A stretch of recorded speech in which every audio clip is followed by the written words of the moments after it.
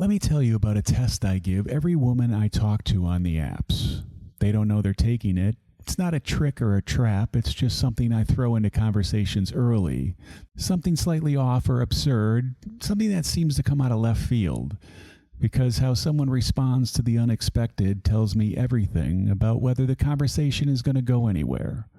If they laugh and build on it, if they take a weird thing I just introduced somewhere interesting, I immediately know this person thinks on their feet and is willing to go somewhere unexpected and maybe even a little weird. I know this is going to be someone I can talk to. If they say something like, I don't really know how to answer that, and pivot to something safer and boring, if they flatten it and move on like something I said was slightly concerning, I know something just as important. There's nothing wrong with them, and they're probably right to think I'm weird and try to get things back to normal. But I can see fundamentally that we think differently, which makes things difficult when you're trying to build a conversation with someone and you keep throwing something into the air and watching it fall to the ground instead of getting thrown back to you. There's a concept in improv called yes and. You've probably heard about it. The rule is simple. When your scene partner introduces something, an idea, a character, a situation, no matter how outrageous, you don't block it, you don't ignore it, you accept it as real, and then you build upon it. Yes, and you said, did you see the new spaceship I just bought? Yes, and I can't believe you didn't get the leather seats. You said, I'm your long-lost identical twin. Yes, and I'm the better-looking one. The whole point is that the scene goes somewhere when both people are building. They go nowhere when one person keeps blocking what the other introduces. One person creates momentum, the other kills it. Nothing goes anywhere. The best conversations work exactly the same way. Not that everything has to be a funny bit, but the underlying dynamic, are you building on what I'm offering or are you shutting it down, is a difference between a conversation that has energy and one that feels like you're pulling a sled uphill the whole time just to move it along. And I've been doing a hell of a lot of sled pulling lately. Here's the pattern I've lived through approximately 400 times this past year. I match with someone, we start talking, I say something with a little spin on it, slightly unexpected, that has personality behind it. And they respond with the most literal, flat, direct answer possible. No addition or acknowledgement that anything interesting just happened. So I try again. Different angle, something else with a little energy behind it. Same result. And I'm sitting there thinking, I'm doing all of this alone. It's like playing catch with someone who just lets the ball hit him in the chest every time instead of catching it and throwing it back. After a while, you just stop throwing because there's no point. And here's what makes it worse. The conversation doesn't end dramatically. Nobody says anything wrong and nobody's rude. It just slowly runs out of oxygen. The exchanges get shorter, the gap between responses get longer, and eventually it just stops because neither person has enough reason to keep it going. That's the version of an ending that happens hundreds of times a day on these apps. Not exactly ghosting or a fight, just a conversation that ran out of steam because only one person was actually driving it. A few weeks ago, I matched with someone who changed my thinking on something. We'll call her Shannon. Within a few exchanges, I threw something out there, slightly absurd, something that required a response with a little imagination behind it. She caught it, threw something back, funnier than what I sent. That moment, the moment something I threw actually came back with more on it, was actually startling, because it was so rare, because I had forgotten what it felt like to say something and have someone not just receive it, but actually do something with it. Add to it, improve it, send it somewhere I hadn't expected.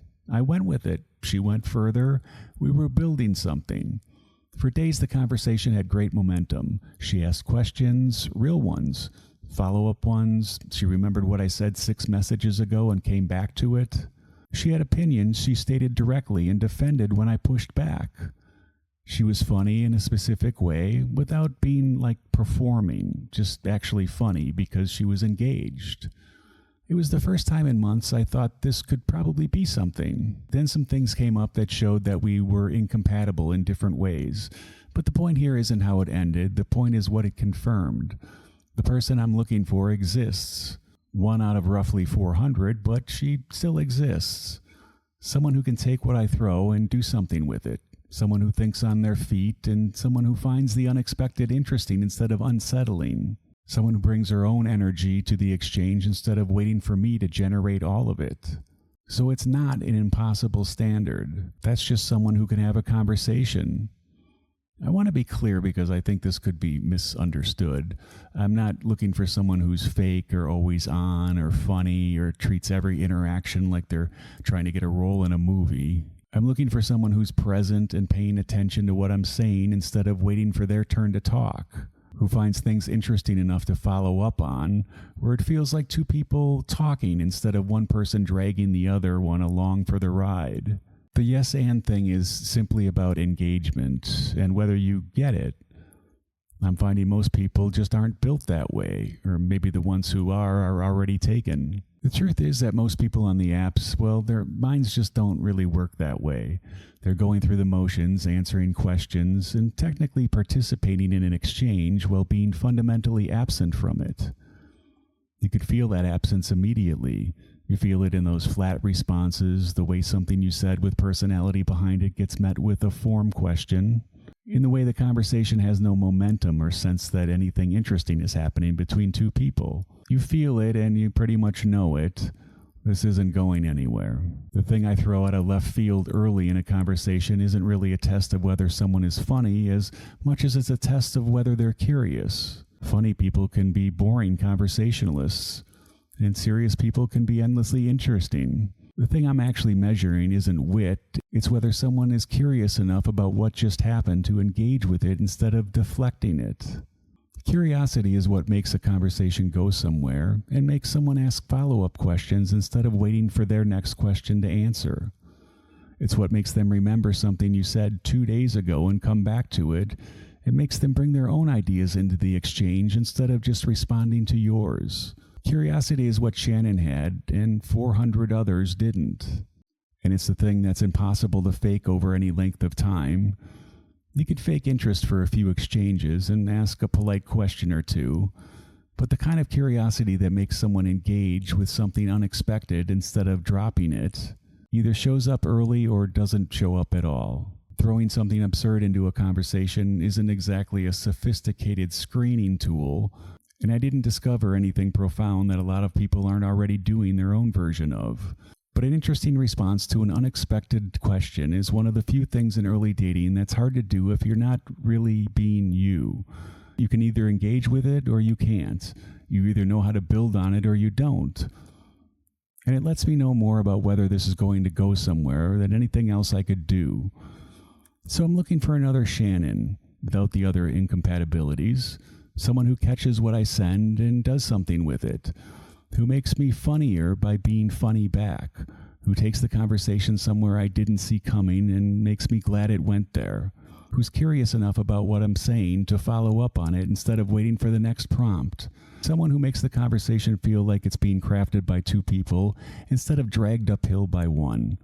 That's the whole thing. It's not complicated. It's just apparently very rare.